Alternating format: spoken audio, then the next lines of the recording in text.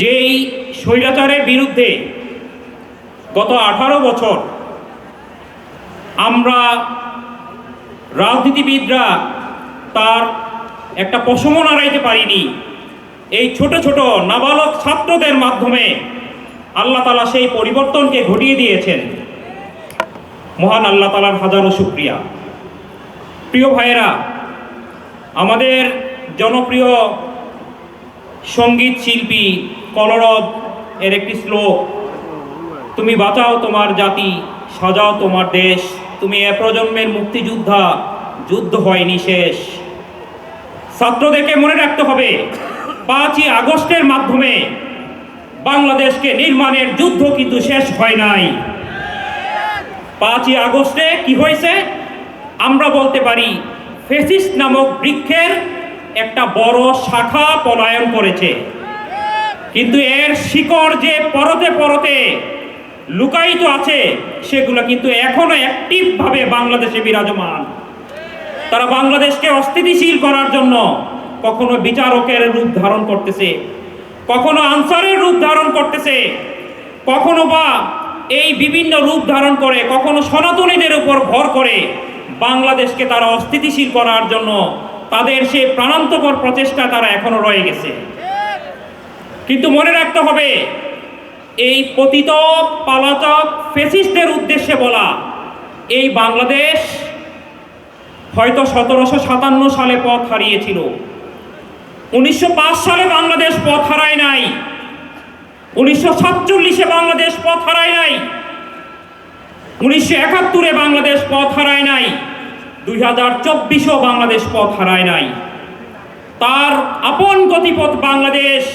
যখনই কেউ বাংলাদেশের এই গতিপথকে বাধাগ্রস্ত করার চেষ্টা করেছে, বাংলার ছাত্র জনতা তাদের জীবনের রক্তবিন্দু দিয়ে সেই গতিপথকে আবারও ঠিক করে নিয়েছে।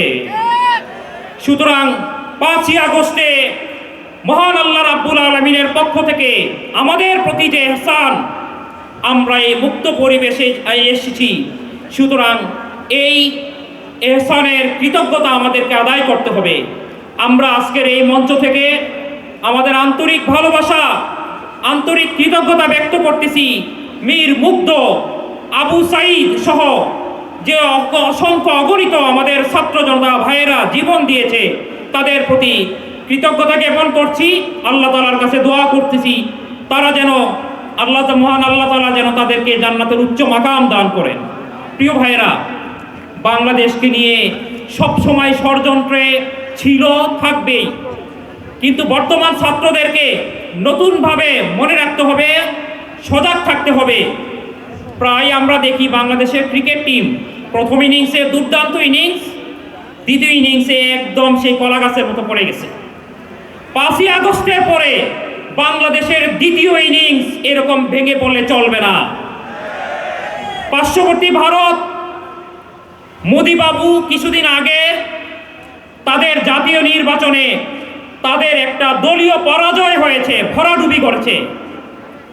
হিন্দুত্ববাদীদের ভোটকে তারা সুসংহত করার জন্য, যদিও তারা জানে বাংলাদেশে কোনো একটা হিন্দু মন্দির 5ই আগস্টে ভাঙা হয় নাই, কোনো একটা হিন্দু সংখ্যালঘুর বাড়িতে হামলা হয় নাই, কিন্তু তারপরেও যদিও তারা বিশ্বের মধ্যে আইটিতে অত্যন্ত উন্নত মানের একটা অবস্থান, তাদের কমিউনিকেশন যোগাযোগ ব্যবস্থা, স্যাটেলাইট ব্যবস্থা সব ভালো, তারা সত্যকে জানে, কিন্তু শুধুমাত্র হিন্দুত্বকে জাগ্রত করার জন্য, অর্থাৎ তাদের ভোট ব্যাংকে বাড়ানোর জন্য বাংলাদেশে তারা হিন্দু নিপীড়নের ভুয়া দাবি তুলে বাংলাদেশের সীমান্তে সীমান্তে তারা পায়চারা শুরু করেছে।